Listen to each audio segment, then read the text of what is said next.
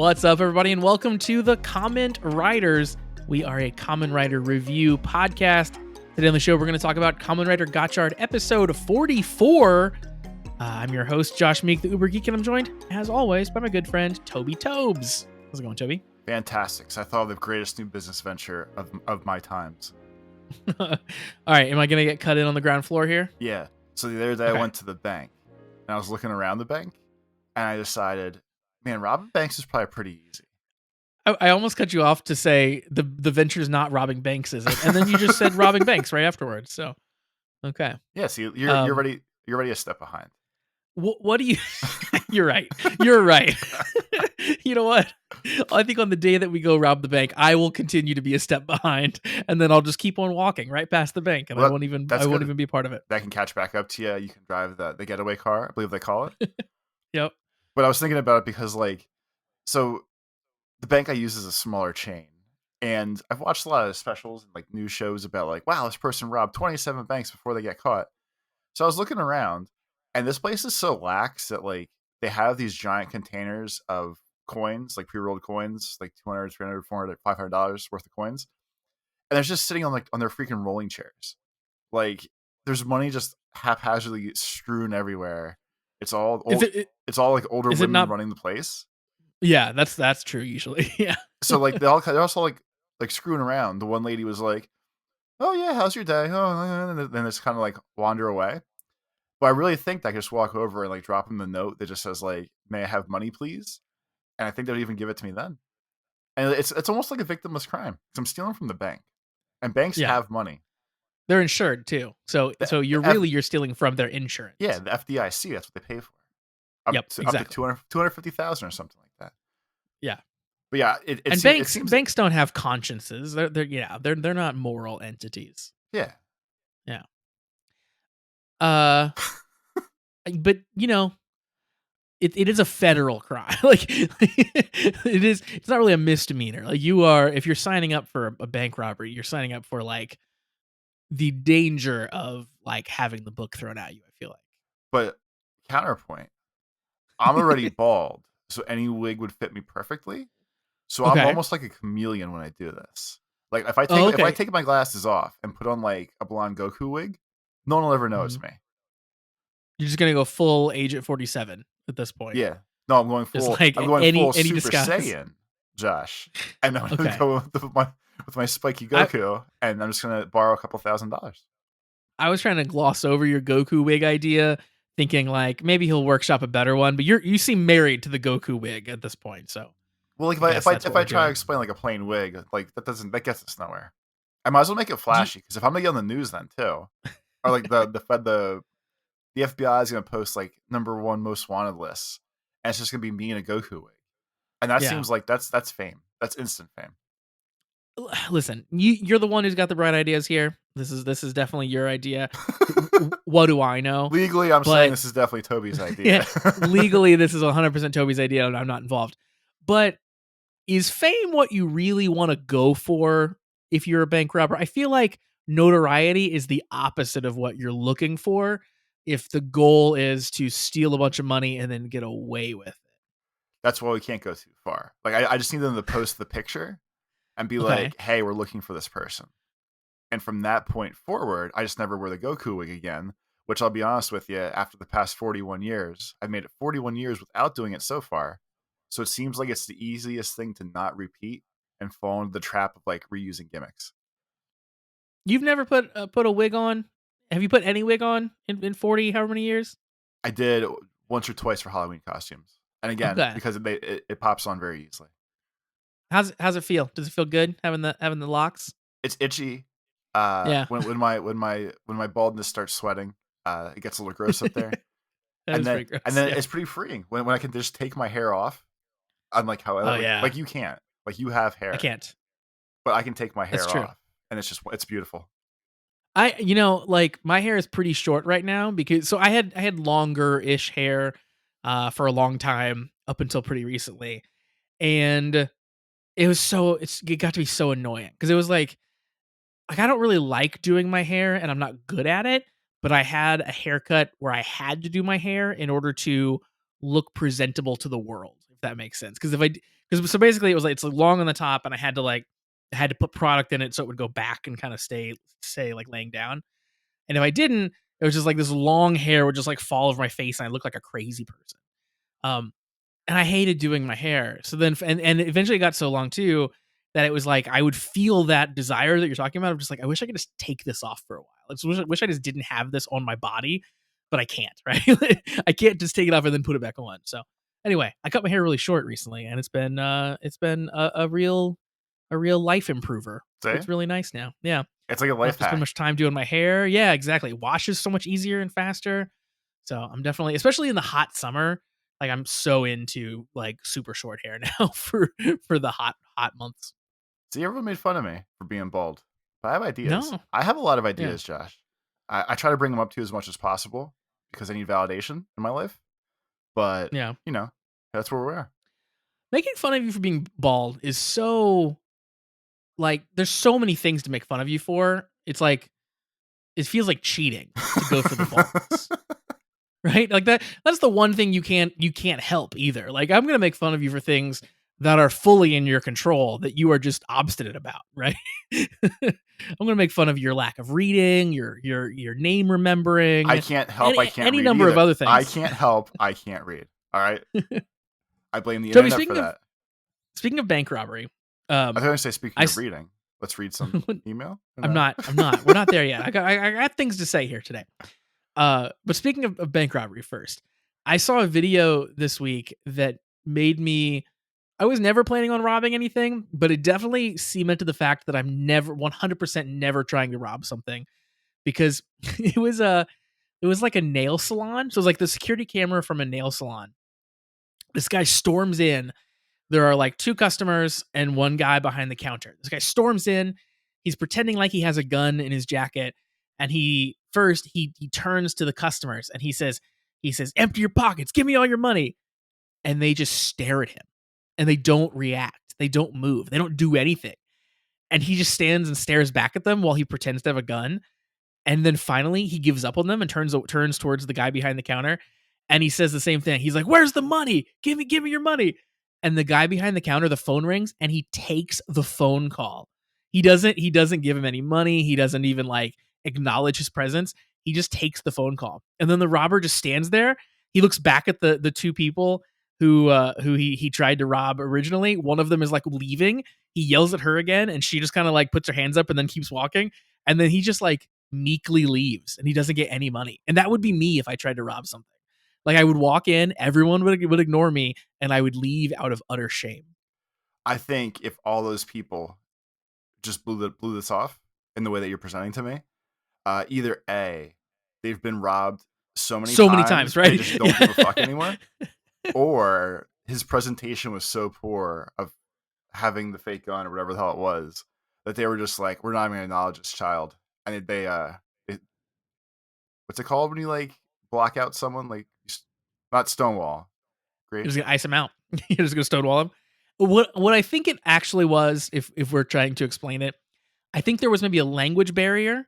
Because I think that it was like I don't know that they necessarily spoke English. They probably could have like figured out the context clues, but like I think they were like super hardcore, but then also didn't speak English, so they couldn't really maybe understand that he was saying like give me the money. They just saw that he was acting weird, maybe potentially. Um, but I guess the one guy answered the phone, and that was probably at least an English phone call. Probably, who knows? But uh, yeah, it's just like I saw so much like that would be how it would go if I tried to rob something. No one would believe my hard exterior. Everyone would realize that I'm there, that I'm just completely bluffing. They'd call my bluff, and then I would walk out, and it'd be the worst. It's all about presentation.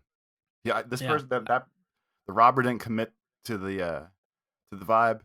Uh, he came in looking weak. No one's gonna Yep. respect you then. No one. No. But if you pop in there with I, a fucking Goku wig on, no one, everyone knows you mean business.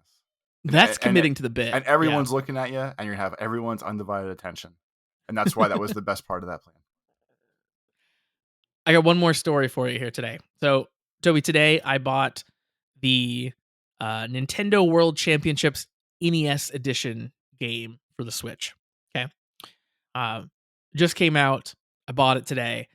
I one, I'm lazy, and I also saw that my local Target only had like 4 copies of it, so I ordered it for pickup at Target, which didn't want to go in Wait, pick they up. made it a Big real thing for Switch?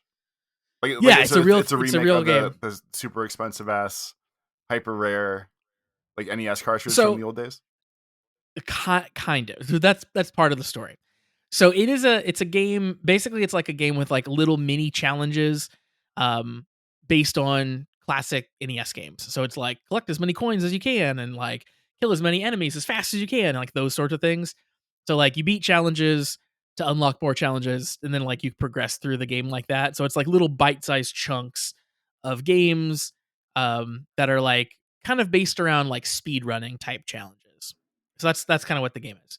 So they've done games like this before. So like the NES remix games were like kind of that vein.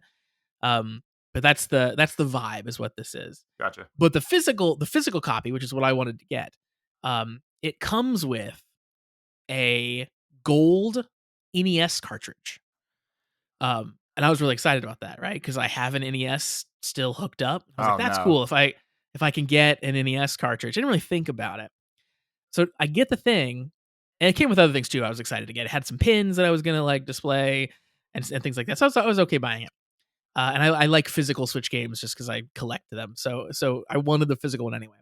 But I pull this NES cartridge out of the box, and I should have realized, but it was just a shell. It's not an actual NES game. Like they didn't print an NES PCB. And when I looked at it, I was like, oh yeah, that makes total sense that it's not an actual NES game. But it never once crossed my mind that they wouldn't have actually like gone all the way and make the actual like copy of the NES World Championship. So that was a little disappointing that it was just a shell. But it, I guess will look good on a shelf or something. It'll look real Um, pretty. so pretty. Yeah. So anyway, I bought this game at the Target drive up, which is great. The drive up they bring out the car stuff for Target. It's amazing for someone who doesn't really like going in stores.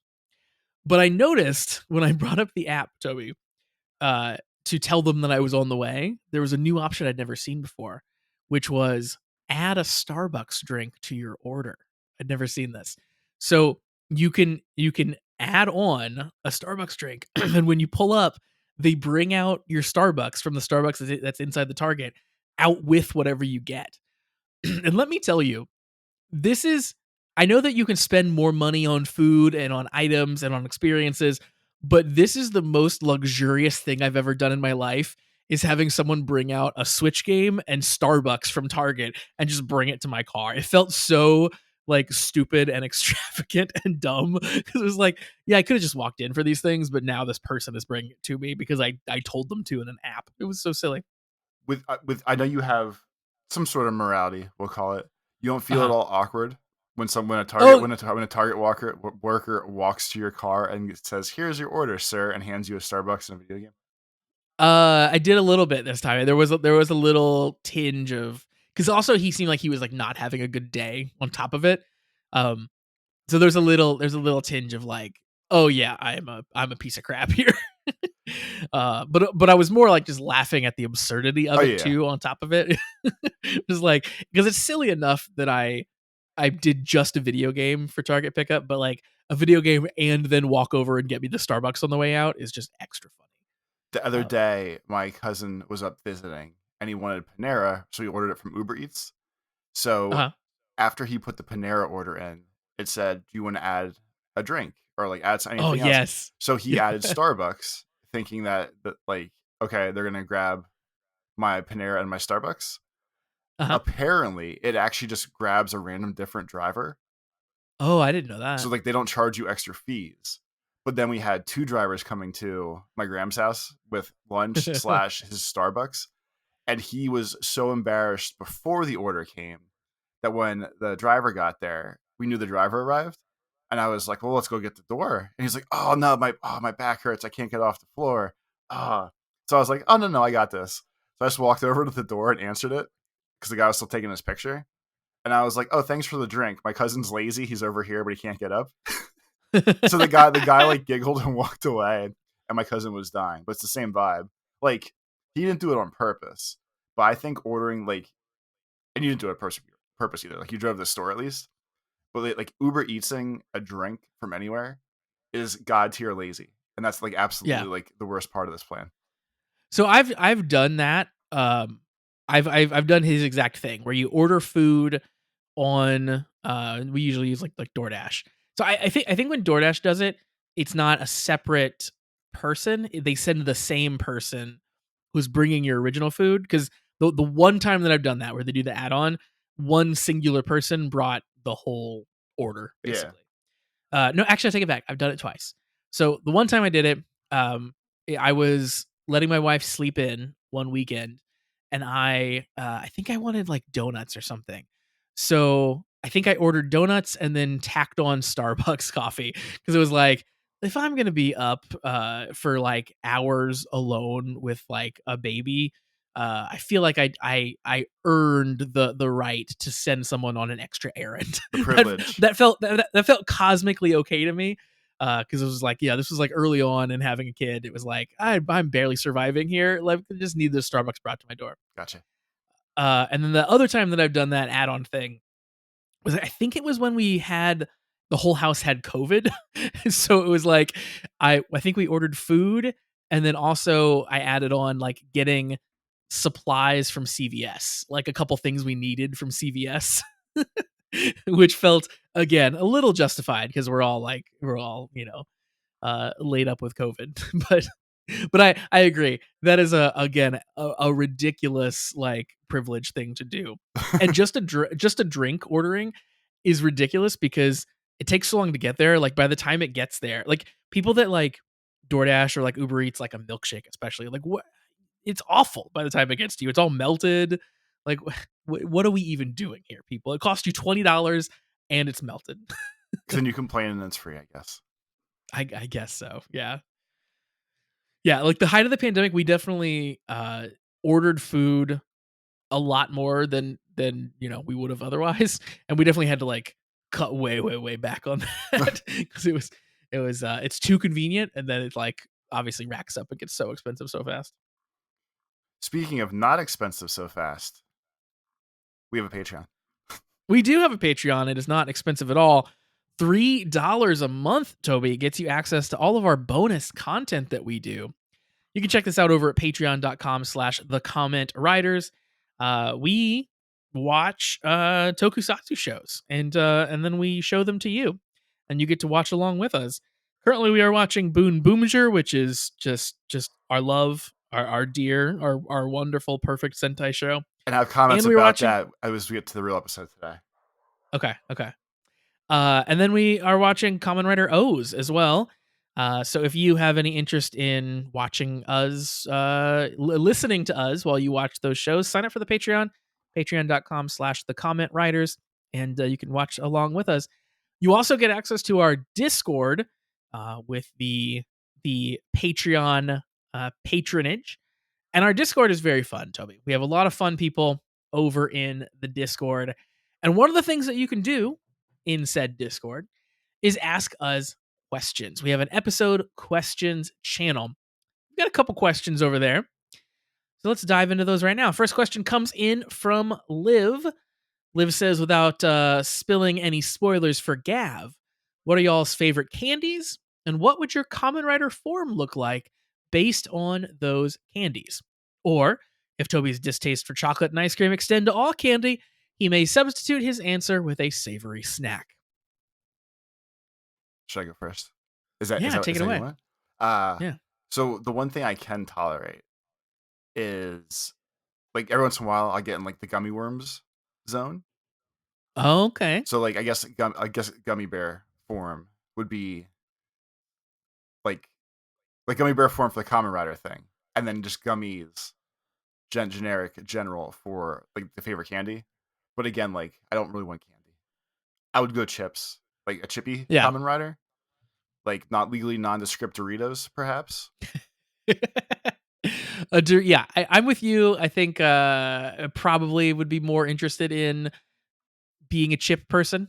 Uh, and I think a chip Kamen Rider would look the coolest. Like, yeah, like a Doritos. We're like, imagine if like the shoulder pads were just kind of curled Doritos, and then you just have a big Dorito on your chest. Like that'd be pretty cool. I think a gummy worm rider would be cool. Like what if like its whole body looked like gummy worms, like all coiled together, and you were just super squishy looking, just like just coiled. That'd be neat. So along with that, Uh, um, yeah. I also adore like Takis. I think are my absolute favorite thing right now. Like What only is a taki? Wait, I've heard the name. I don't even actually know what a taki is though. so they're only really spicy flavors, and they started making like baby mouth flavors, and it's really a travesty. It's a travesty to the brand and embarrassing. Oh Uh, wow, you're against it. I hate it. Like if I'm gonna eat plain ass sweet savory chips, I might as well just get like actual Doritos. But Takis are basically like if they rolled a Dorito into a tube Oh, okay. and it's crunchy, but they're like coated with like burning hot powder. So my favorite ones are like neon blue, and they burn like a motherfucker. And my hands are literally like Smurf blue when I'm done eating them, unless I use like those dumb. I'm a big proponent now of those dumb chopsticks they sell. That go between your two fingers, like Oh, do you have some of those? the cool guy gamer snack chops. Yeah, I yeah, I know have what you're some talking of about. those because Takis are so messy that I can pour them into a bowl, and I use the little chopsticks to eat the Takis like a classy person, Like like a classy, yeah, like that's very civilized. classy. Yeah. I'm looking at pictures of Takis now, and you are right. They are coated with whatever the sauce or the dust that they have on them. I'm looking at ones that are blue heat, so they're coated in blue, Those are the and good ones. Those are the best ones. they probably taste good. They look disgusting because they're just blue, just solid blue. They burn like crazy, and on a level with you, when you eat a whole bag like I do, you definitely shit green the next day. Oh So yeah, if you're gonna eat these, you got to make sure you're ready. It's a two step process. yeah, burns going in and coming out Yeah, for sure. and then if you Yeah. forget about that you ate them, and then you poop green or blue, there's moments there. Then you're just like, am I dying or did I just eat Takis? I don't remember. Exactly. Could be both. You never know.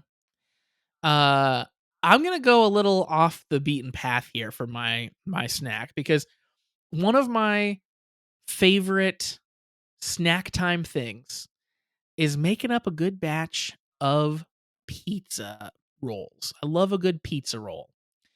Uh, so I would like to be a pizza roll common writer because, like, again, it's kind of like a pizza roll is kind of bulky, like it's sort of like already looks like a common writer chest a little bit.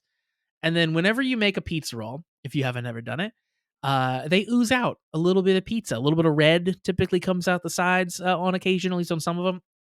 So you could have like the underlying fabric, like underneath the armor, could be red, so it looks like the oozing out of your pizza roll, and then the armor could be the pizza roll breading. I think it could work. You really get into this. Yeah, and then you'd be a pizza roll. What if you were a common writer and you just had to eat a pizza roll to henshin, but you had to wait for it to cool down first, otherwise you'd burn your tongue. That adds an element of suspense and drama. No? Okay. All I right, don't just me. even know what to do with that. Because like in my brain, I'm doing the logistics of a scene where like the first time, it's like, it's so hot. Oh. And then like when we get to like the actual climax of the show, like the last couple episodes, I feel like you have to write that gimmick out where like your mouth is just so calloused and burnt Oh, with you think so? with pizza roll fire that you just like you don't feel it anymore, and you can tension in time to save the day. Hmm. That could be. Yeah, that could be. I I was also wondering who makes the pizza rolls for you. Like you wouldn't be able to do it yourself, right? So you would need like a Waz-esque character. You would need like some sort of butler situation that runs out to the battlefield with your platter of piping hot pizza rolls You know so that what? you can eat one. The buckles, the drivers, the belts, whatever word we're using for this thing. You just make it a fucking mini microwave, and then Holy and then your shit. henshin little jingle theme is like it just goes. Oh my god, that's genius.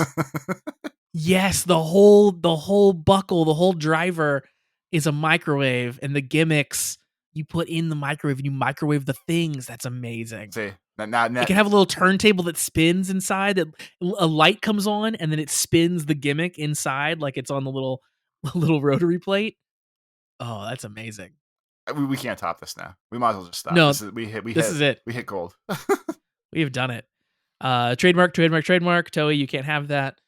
All right, let's move on to our next question. Actually, Next you know one what? comes I think I'm in. gonna start emailing Toei quick and just being Okay, like, yeah. I have an idea for you for a Kamen Rider belt, and then I'm just gonna keep Here's bugging. what I'm we. gonna keep bugging them until they say, "Sir, please stop emailing us."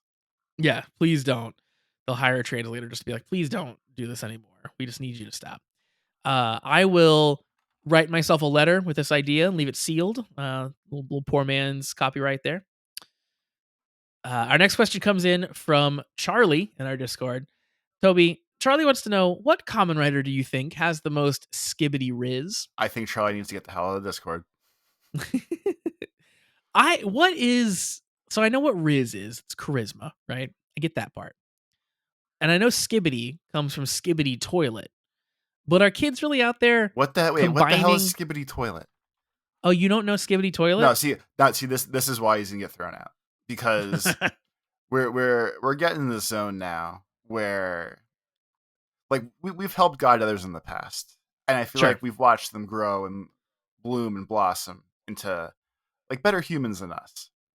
And ever since this new show, I feel like we're having the adverse effect on people, and Okay. I've slowly watched the deterioration of Charlie. So And do you I think think? we're in the danger Okay. zone right now, and we Yeah. really need to we need to cut back the Kamen Rider drip. Do you think we're the problem? I think the world is the problem.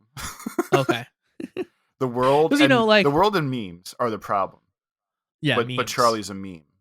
So like Charlie's it's a living, walking meme. yeah, it's Yeah. congealing and congloming into a package I don't like. And that's just where we're at right now. Here's the thing about Charlie.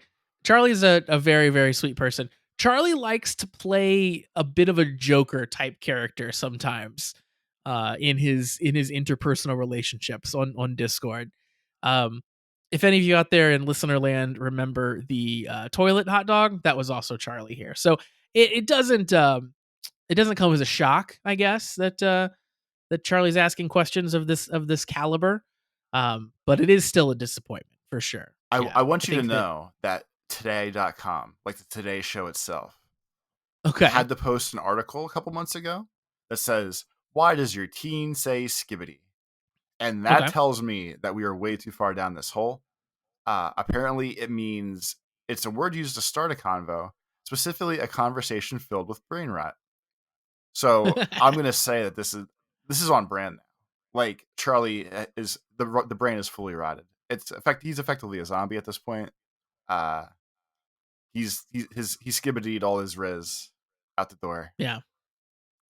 I feel weirdly close to this stuff still. It's a little worrying.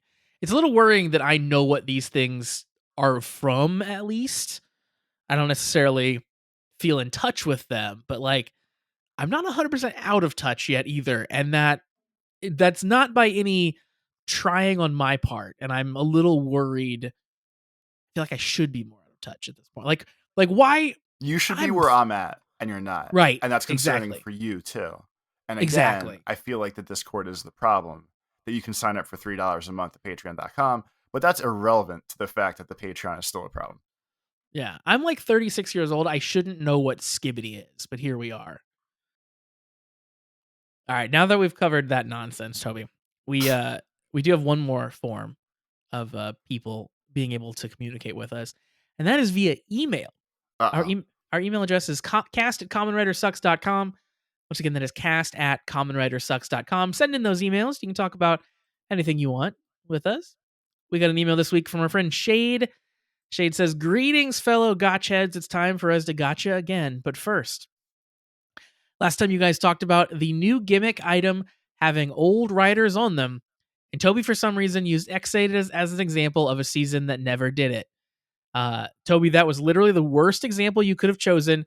They even made a whole special about Kamen Rider, Gashats, and everything. So you're getting called out here." But if they don't do it right, they didn't do it in the show. No, it was in the special. Yeah. Right. Exactly. That's right. To be fair, they don't really ever do them in the show, except Exactly. for Yeah, except for the exactly. anniversary ones. Like, so I'll continue on. And yes, these items often sell very well. Ever since Kamen Rider Decade, they figured out that people would buy anything that has their favorite character on it, and they've been doing it ever since. Sometimes these items even appear in crossover movies, like the one in X-Aid and the excuse me, like the one in the X-Aid and Ghost movie, and they create some very cool moments. Anyway, time to talk about the new announcements. Not a lot of things were revealed, but they're exciting nonetheless.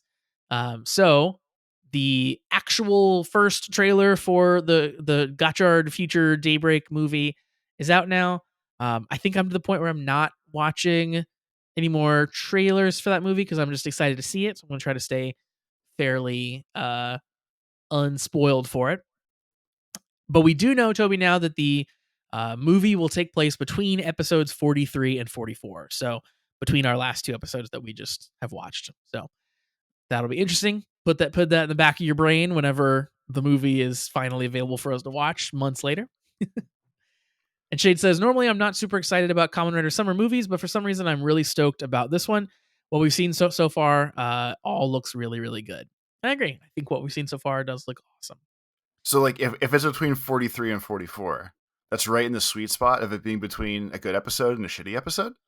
Yeah. So I'll be interested to see like if you can watch the movie like slowly turn into a worse and worse idea, just to Wait, like get right into episode 44. so you think this episode we just watched that we're about to talk about is a bad episode or a good episode? This is a bad episode. Okay, interesting. This All this right. should have been banned from the internet as well. Dang. It All wasn't right. that bad, but I got some um, thoughts. I got all some right. I'm thoughts. excited. It's coming in spicy here. And I know that you don't want to know anything about the Gav theme song. Is that correct? Like you don't want to hear it. You don't want to hear any thoughts on it. Do you want to hear the name of it? No, Okay. So you certainly don't want to hear who it's by. no. I Okay. mean, of all things, who it's by. He's gonna tell you the most. So yeah, that would tell me the most, especially if I know the name. Because over the years now, or over the past weeks or whatever days, whatever, I've come to realize that a lot of like if a band did one Kamen Rider song, they probably did two, if not three. Like not even the same season, but like overarching Sure. kind of things. So at that point, if you tell me it's a band that I know, or like it's whatever it's tied to, it's just gonna Yeah. give me too many ideas, and I'm gonna at some point accidentally Google it and everything else. So I really just can't know anything. I will say, so it's not like anything that I've heard of, but that doesn't mean anything because like I'm not in that world. But it very well could definitely be like a band that you have heard of, and I figured like yeah, that would tell you more than anything. So yeah, we're gonna skip that section of Shade's email. Thank you very much, Shade, for telling us about it. But Toby's trying to stay spoiler free here. So Sh- I hear as an example. So the other day I watched a Back On live show, and I was like, wow, they're so fun. Like I knew I liked them, so I started going through their playlist. So they have two, or I guess three technically Gotchard songs, and that's yeah, fine because I was like, they are the band for Gotchard. Like them having the reworked theme when the theme switched also makes sense. But I was going through, and one of the songs was like something about the chorus or some vibe of it. In my head, I was like, why the fuck do I know this song already? And I realized they did one of the themes for one of the Geats movies. And I never thought about that until now, and oh, that made interesting. sense. Like they went from Geats to Gotchard, and they got songs in both. So that's why like I can't be spoiled. Like I just can't know who it is, or else like I feel like I'll figure out what kind of music it is. You'll get It's the really, vibe. really Yeah, yeah. yeah. That's funny. And I just yeah like can be blissfully unaware of these bands and what they sound like and yeah. Shade points out also some things here that he found interesting in the producer's blog.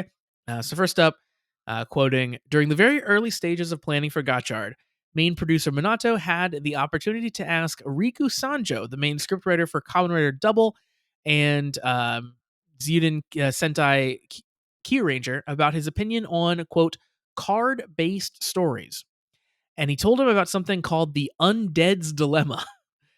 So the rule in Kamen Rider Blade of sealing the undead in cards and collecting them was an interesting card collection system, but it had one fatal flaw. For example, in order to use the high speed movement ability, Mach Jaguar, you have to defeat an enemy with high speed movement, which is Jaguar Undead, and turn it into a card. So the cathartic moment of ability based battles, like using the same ability to surpass your opponent and win, was structurally impossible. And Gotchard couldn't go against the fate of card based series and adopted the same rule. Though with the large pool of chemis, it says they were able to use the chemis of similar abilities against each other. For example, Gorilla against Wrestler, Dragonfly against Hawk, and so on. But even then, it still bothered producer Minato.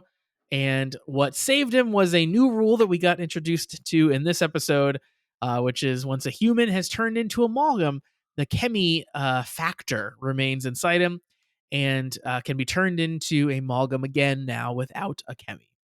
So they're very excited about this new outcome, this new rule that they made up. They Yeah, squashed their own beef they did. with a hand wave and a handshake. They solved the problem.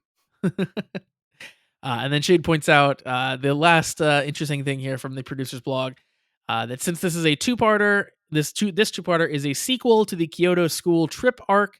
Episode 44 here ends just like episode 9 did, with the riders rushing towards the jungle Balgam, which is kind of cool. I like that. I like that. Uh, that Throwback dichotomy there. duality. Yeah. Yeah, I've been my mind is a little broken right now because I have been watching a lot of Star Wars and I don't really like Star Wars. um, but I mentioned it in the Discord. I've been listening to the A More Civilized Age podcast, and they are watching through Clone Wars. And Clone Wars is okay. That's not too bad of a show. But part of this, they watched episodes 1, 2, and 3 of Star Wars, and they discussed a lot of the like behind the scenes stuff about Star Wars too. Like there's a whole like feature length making of documentary for the Phantom Menace, which is crazy. And in that documentary, George Lucas says, and I quote, "It's like Shakespeare. It rhymes." And what he means by that, he doesn't the words don't mean this, but what he means is that there are things in the original Star Wars trilogy, like the old ones, the first ones that came out, the events there get echoed in the prequel trilogy. Like certain things happen that are very similar, and that's what he's talking about when he says that it rhymes. So that's the only thing I could think about here was like, oh, it rhymes with episode 9, even though that doesn't actually make any sense. But anyway, sure the other Lucas heads out there know what I'm talking about. Oh yeah, it sounds extra cool when you say it that way too. Lucas heads. Yo, all you Lucas heads. You Lucas heads out there. George Lucas is a fascinating, weird man. Like you realize very quickly if you watch any like behind the scenes stuff with him that he doesn't know how to direct human beings and he's too shy to like give them much direction on the set. So what he figured out that he can do is he can like edit them in post. So like, he has like all this crazy technology at his fingertips and like all this crazy computer editing software that now is like has come to fruition basically because of him and his money. So he can just be like, I don't like where he turned left there. Can you take the previous frame from this side of the screen, but then give me the next frame from this side of the screen so he doesn't turn until like a second later? He like redirects in the editing booth. It's like, wow, if you just weren't so socially awkward, this would be a lot easier. That sounds like a lot of layers and levels of It's bullshit there. it's crazy, yeah. You get the distinct feeling, especially watching these movies too. After you know that, you get the distinct feeling that he would be so much happier if he could get rid of these pesky humans in his movie and just do full CG. I mean, it makes But sense. It's the same thing as like AI stuff and working with cartoons instead of humans. Like when you take the human element out of things, it really makes everything a lot simpler. yeah, it behaves exactly as you want at that point. Yeah. Toby, let's jump over and talk about some Kamen Rider Gotchard. Speaking about things not quite behaving as you want, apparently, in your Yeah. eyes. So we're talking about episode 44 here this week. And this episode was kind of pitched in the producer's blog last week. And I think it's true to form here as sort of a back to the main storyline type deal. If they All right.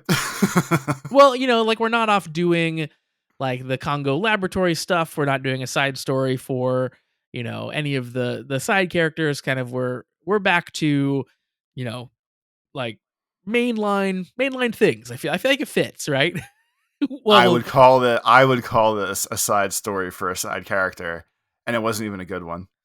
yeah. I mean, I guess it is kind of a Kajiki side story, but like it's also a callback or reference. It's a follow up to the events of the show up to this point too. I'm waving my hands in the air. We'll get there, people. We'll get there. Let's start here at the top. So Uh, I guess I'm going to save my main rant until the end because I feel like it's going to take a chunk out of all the things you're going to want to talk about. no, if you want to rant now, and then we can jump around if you want. I don't want to take the wind out of your rant. Let's hear it. Okay, so when was the last time we saw Kajiki? Or Kajiki and his girlfriend. Kajiki and his girlfriend. And his Or girlfriend. or the knowledge that he had a girlfriend. Not since that episode where they got their minds wiped and they still bonded over the book, correct? Yeah, they bonded over the book. I'm trying to think if we Episode 7? Episode 8? that would have Episode been 9? 10. Yeah. Okay. So we're 44. That's 34 weeks, 5 months. In the past 5 months, they have not mentioned that relationship one time. I don't think so. I completely forgot they had a relationship. I don't care about their relationship. This whole episode and using that specific piece of the arc, I think was the dumbest shit there was. Tied to that, last week's producer thing was like, wow, we got the Boom Boonger guy back, and Yeah. man, we wanted him back. And Boom Boonger has set an incredibly high bar of that show does not miss. We've watched 20 episodes of it now, or 19, I think it was. Every episode is like, wow, this is still solid as shit. There's no bad episodes, awesome character work, and everything just works.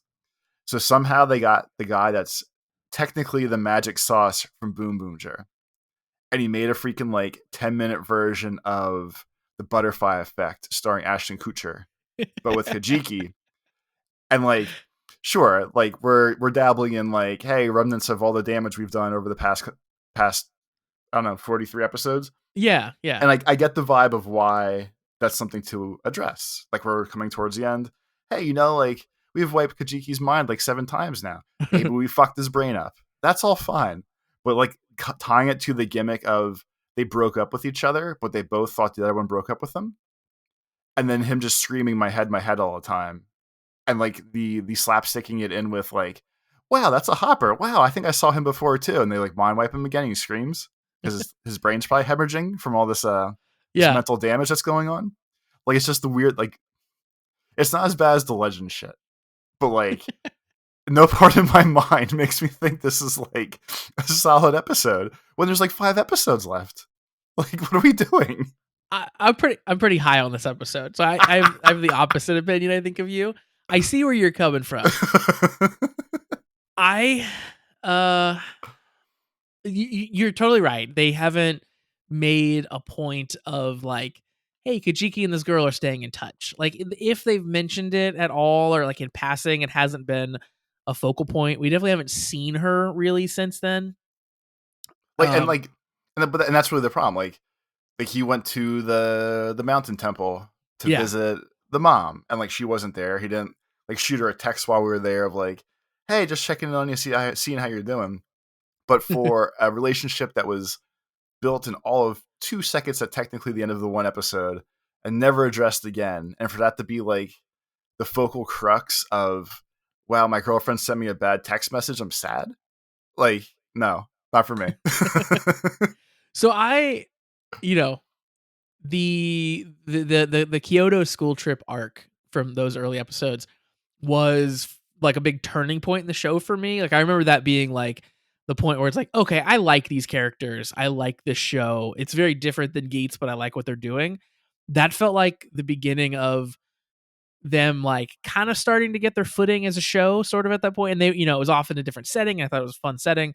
So like that whole stuff like really for some reason got cemented in my brain. Like I remember a lot of the details about those 2 episodes for some reason. And Kajiki's easy to like too. He's a very likable character and all of his dumb stuff he gets into. So I think I really rooted for him and that girl that he met in those episodes. So I think I was excited. Like as soon as she showed up, like the very first thing we see her in this episode, she's going to visit her brother who's in prison. The second she showed up on screen, you know me and my face blindness, I knew who she was. Like I was like, oh yeah, it's her. So that's saying something, I guess. But yeah, I mean, like it is. You do have to hand wave a little bit of just like, okay, yeah, you haven't laid the perfect groundwork for this, but we have to assume that he's been having this relationship and he's really invested in it at this point. Oh, But so but and the go ahead. your other part, the whole like addressing the fact that they've done all this mind wiping of people and like there's suddenly a limit to it and like, oh my god, we're gonna fry this poor kid's brain and like the whole comedy of all of that.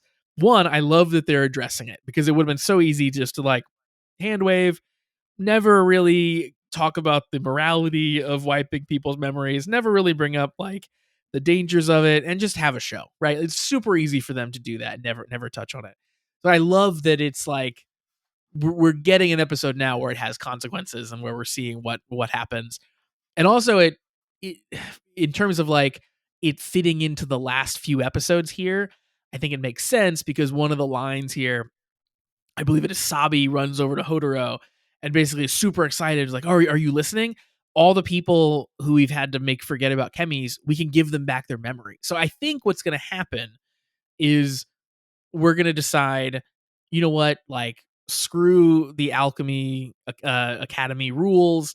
We're going to make everyone remember that chemis exist all at once. And then everyone's going to suddenly be happy, fun time. We live with chemis now. And that all makes sense. It was just I guess the crux of the way it was crafted here just drove me nuts basically. And like at some point, and I might be misremembering, like when they're like in the beginning of the episode, when they're like, "Oh look, like the Justice is trying to become human. We take her out places like a dog, and she has fun, and like we're having a good time." Like there was, she's not No, like a it's dog, but totally like yeah, it's she was just like, totally like a dog.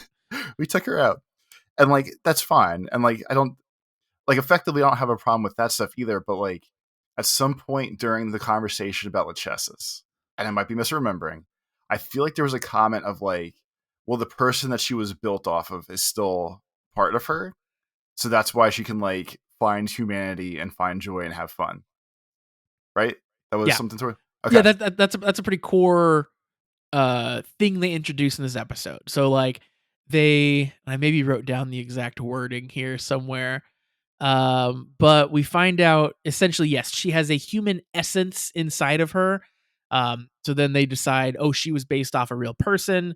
And yeah, that's where a lot of her personality and memories and that kind of or potential memories could come from, but her personality and kind of that sort of stuff. And then she gets worried later on in this episode that what if the person that she's based on was a bad person, basically. Like she's worried about it, like, hey, if that's the core of my humanity, what if that person isn't a good person? So tied to that, like that vibe, thinking, whatever. When they showed the picture, like they show pictures of her and Kajiki at having doing all the party things, and she's getting happier and he's getting sadder. And all I wanted was for them to be like, "Oh, she's tied to Kajiki. That's why." Like she's becoming a person and he's losing his happiness. And I would have been so much happier if that was the episode Yeah. than what we actually saw here. That could have been cool. Yeah. I wonder if we will get an actual person reveal for who she's based on, or if it's just that's just a means for her to, you know, have faith in herself. Because so how that wraps up at the end in this episode is, she's like, what if I'm based on a bad person? And one thing I really liked about this episode is that then Spanner, who has kind of become close to her in the past few episodes, he like immediately gasses her up, right? Like any other person kind of like worries, like maybe I'm a bad person. I feel like Spanner would ignore them or tell them to shut up. But with her, he's like, hey, you're always honest with yourself, and that's a good trait. Like he immediately tells her, like, listen, I have facts that show that what you've done so far is putting you in a good person realm, so you shouldn't worry about it. And I thought that was really cute that he like has an answer for her about that. And like, so since we know they're all made from, obviously we don't know the pre-show timeline, we'll call it, but so we know they're all made from people and like puppets and stuff, and that's fine. Uh, we now know that uh, Gurion is tied to the underground chemi factory. So like it's real easy now to just be like, oh yeah, like she's based off of the main mom lady that was working in the Yeah, professor person. Like they can easily grab someone from there. They can say like, oh, it's based off of Sabi's brother. Like, you know, like Yurion worked with these people. One of these people who you're based off of, we found out that she was actually was a good person. It's this. Like they have the means to do that now, and especially with like tying the underground group to like the main evil group. Again, like they have, like last week I said there was a lot of pieces set up where when everything just works okay, they laid the groundwork. And I feel like this again ties to the whole like laboratory stuff of the groundwork is here. Like all three girls can be based off of real people like you're in there, like from the lab and stuff, like either the main lady or someone else. And like yeah. it's an easy fix now. They did what they had to make this a possibility. And that's all fine. It's just weird to like I just wish he would have stole it from Kajiki. It would have been cool. Yeah, that would have been a cool angle. I think you're right on though with it. You know, we know that Congo Mommy has uh there's more between her and Garion than we know. We know that he whispered to her as he was leaving.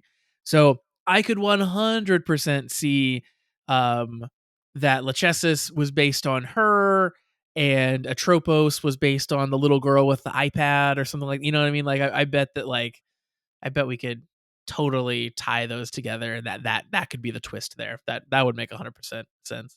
Yeah, like that would work, or even like because more so recently, uh, they've been leveraging the father daughter part between Oh yeah.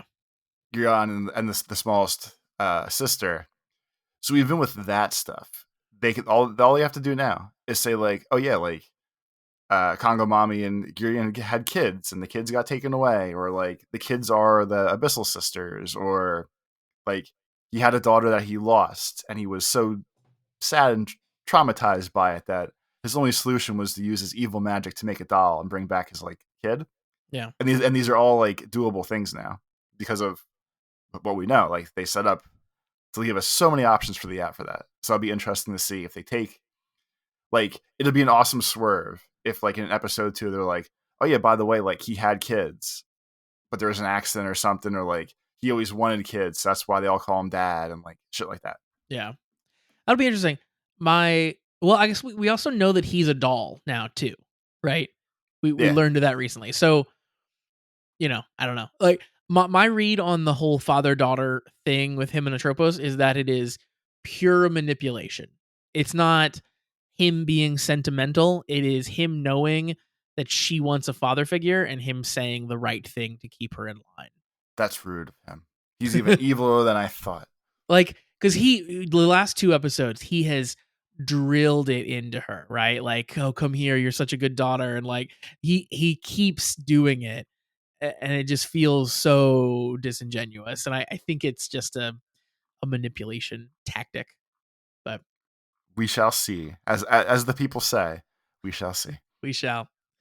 The other Abyssal sister got some interesting development here too. Clotho, she's the one who had been like continually powered up. So Jermaine had like pumped her full of powers, and what's his name? The first Abyssalist king had given her the powers originally. Um, so now finally the final Abyssalist queen, I guess in this case, um, depowers her. She's back to a normal person, um, which is surprising. She tells her that she's going to grant her wish, and then yeah, the wish that she grants basically is she turns her back into just her normal self, and then that makes Clotho decide basically to follow along with Galia to kind of like jump ship from Garion over to Galia. And Atropos hears this, but obviously doesn't join along because she's got to stay with her dad. So I think we've got an avenue now for Clotho to move over to the good team now that she's not like on the super steroids anymore. and, Which is and interesting. I feel like that was proven too. Where like at one point when her and Kudo have their little fight about like, hey, what are the sisters doing? Kind of like, ha ha ha, don't be stupid fight. Uh Like Kudo is just Kudo and not henshined for half the fight, and she's still kind of keeping up. I was like, wow, this is really just proving that okay, like Kudo yeah. is either way tougher than she always plays, or it's going to show that like, oh, the sisters don't really have shit to offer now, kind of thing. Right, right. Um how'd you feel about the whole like we don't have to have a chemi anymore to turn things into amalgams. We just have to go get the same human. How'd you feel about that? I guess it works only like for the main sense of this was like a throwback to the last episode, like my whole Yeah. complaint vibe. But like I guess it makes it easier. Like it's helping just hammer home whatever damage is done to you in the Gotchard version of Japan. It all just sticks with you. Yeah. It's Yeah. like The it's all traumas just are still trauma. there. Yeah. Yeah, I liked that aspect of it. The like because so sometimes like common writer shows, especially Gotchard, can throw in a twist where you're just like, well, that's okay. No one could have seen that coming. I guess, sure, fine. But this one, yeah, like you said, it at least makes sense because it's like it's a trauma, and they're just unearthing the trauma again. And I think that I buy it. I think that it was a convenient thing for the episode, obviously, but it also makes sense from a narrative standpoint. Also, it was very cool. They went and got those two guys again. Like it was neat to see. I don't know if you remember, but the first guy that they break out of prison um, turns into the submarine Malgam. yeah. He's from like I think he's from the episode where we first saw Spanner Henshin because I think he's the one who like tried to grab Kudo and then Spanner showed up and saved her. Uh, Okay. and it's cool to like that was a long time ago, and so it's cool to see him back and to see the submarine dude again. Because if you remember, they get him out of prison and they make some statement about like, oh, you were being creepy with women or something, and that was his whole thing was he was like trying to hit on Kudo when he turned into the submarine. I remember us complaining about everyone hitting on Kudo at that point, and Yes, that's when she was still like this that first chunk of episodes. She was just like evil guy bait or guy bait because that's when like Spanner and Hodoro had the weird everyone had a crush on her. Yeah, yeah the undefined triangle was still undefined back then. really glad we've mostly dropped that at this point. Now she's just her own person. Yeah, she henshins, she kicks people's ass. Exactly. She's doing good now. Yeah. And then the other person they brought back was from the Kyoto storyline, the school trip storyline, the crazy knife maniac who turns Yes. into the big tree. It was again cool to see him back because I distinctly remember him. I thought he's a good amalgam target because like very early on, a lot of the amalgams were like unequivocally bad people, and I think he was one of the best because like again, just a crazy knife maniac. um, so yeah, he jumps back into that role and tries to tries to stab Kajiki's girlfriend, and it all goes downhill from there. And I see your point about like how goofy the memories kind of coming back are, and like the slapstick of oh, he sees Hopper 1 and then suddenly Monato's there and boom, he flash memory gone again. That's all silly and ridiculous. I really like the explanation though that they don't remove memories, they just overwrite them. So then like things can bring them back up again, right? Like strong feelings, like they can unearth those memories. I Yeah. think that's a fun explanation for how that process works. I like that a lot. Yeah, I mean, and that's fine. Like it's fine. That's all I got. um, yeah, and let's see what else. What else happened this episode? Anything else jump out at you other than I, the Kajiki stuff? no, I mean like I feel like the Kajiki stuff was the whole episode. It Like was it was a big part of it. Yeah, you're lucky I remember other stuff that happened.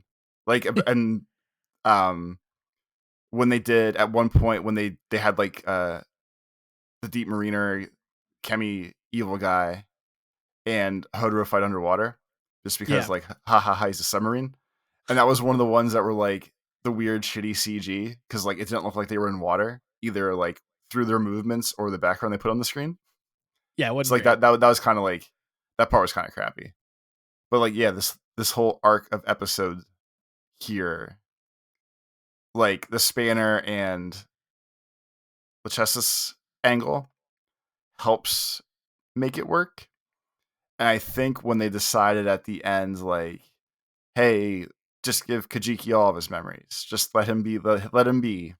Like, I think that's kind of cool that they showed, like, all right, like, look, we're going to start righting the wrongs in the world. We'll let the crazy guy be our test case and see how it works, and that at least has like a good potential for the next episodes of Mhm. like, hey, maybe we're gonna start fixing people's brains or whatever. But before the way to get there, I didn't like. Yeah, I think it gives, like you said, I think it gives us a good, like, an interesting path forward for a lot of that stuff. Like, definitely opens an angle that I wasn't expecting them to be able to go. I think that that's cool. And yeah, I feel like, cosmically, Kajiki, it's nice that he gets to pal around with the gang now for a couple episodes, hopefully. And, in full, like, knowing everyone's a common writer and stuff. Like, he's earned it, the poor guy. And Uh, now it sets up his career that when uh, Kami's rule the world in a nice way, he can write articles to his favorite magazine and be like, so here's the hot facts on Hopper. 5 things you have to know about everyone's favorite grasshopper. And he can be like the conduit between the chemis and the reading universe. wow, so he's just gonna snitch, like, right off the bat?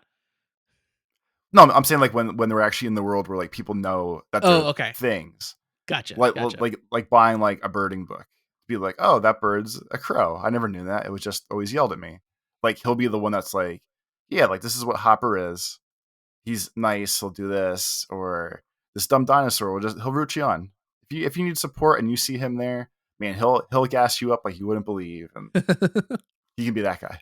I like it, I like it. And then last minor thing about this episode, it's, because I'm bringing it up because it's a, thing you and I talked about, and I think we are 100% accurate in our prediction. We had said that we didn't think you would see Kudo's dad anymore in this whole series. Once again, we get mention of Kudo's dad because they're working on, like, living tissue transmutation with Lachesis, and they once again asked for stuff from him that Kudo was bringing them. Like, he didn't show up to bring it to them. She went to, like, fetch it from him. So I think again, I think that's 100% confirmation. Like, we ain't seeing that dude again for the rest of the series, which is so funny. That whole thing. And I guess we're just supposed to assume that, like, she asked all her questions and reconciled off camera. Like, they're good now. Yeah, she did it herself. We'll Yeah. never know. Goodness. You know what? Well, I guess it's actually like a trend that the show does then, because like it's because like that the way that arc presented and ends, where it's just like, oh yeah, they talked off screen. It's still like her dad's here. It's fine. Is like literally the same thing that my complaint is about the Kajiki stuff. yeah, Like totally. it's all off screen. You don't have to think about it anymore. But I mean, the Kudo part's obviously bigger with her dad, but like it's the same general thing of, oh yeah, off screen, just everything goes as smooth as possible. It's handled. Whatever their best life that you think they're living is, that's what they're doing. Don't worry about it, and everything else. Yeah, yeah. They show a lot of, like, the impetus for relationships and events, and then just leave you to assume that the outcome happened how you thought it would happen. Yeah. They did that a little bit with, like, Spanner and his mom a couple times. They've done it with Spanner's mom and Minato. They had a few things where, like, they would start a conversation and then later it would just be like, "Oh yeah, we talked about that." Like, so yeah, they definitely have done that throughout the show for sure. All right. Well, Toby, I think that's going to wrap us up for Kamen Rider Gotchard episode 44 here. We've got more of this fun for next time because this is one half of a we assume two-parter. So we can continue this wonderful Kajiki story next time. Toby, why don't you tell the people where they can find you on the internet? On Twitter, it's Life of Tobes, and on YouTube, it's Tobes Plays. And for me on Twitter, I'm Pretty Dece Josh. I am meek.lol on Blue Sky. On YouTube is Pretty Dece, where you can find these episodes. Also, of course, send us emails over to cast@commonwritersucks.com and join up on the Patreon, patreon.com/the comment writers. We'd love to have you in the Discord, and for just $3 a month, we'd love to have you checking out our bonus content. We, like I said, are loving Boon Boomjer, so join up and catch up on that watch with us. And we're also diving headfirst into Common Writer O's and figuring that show out.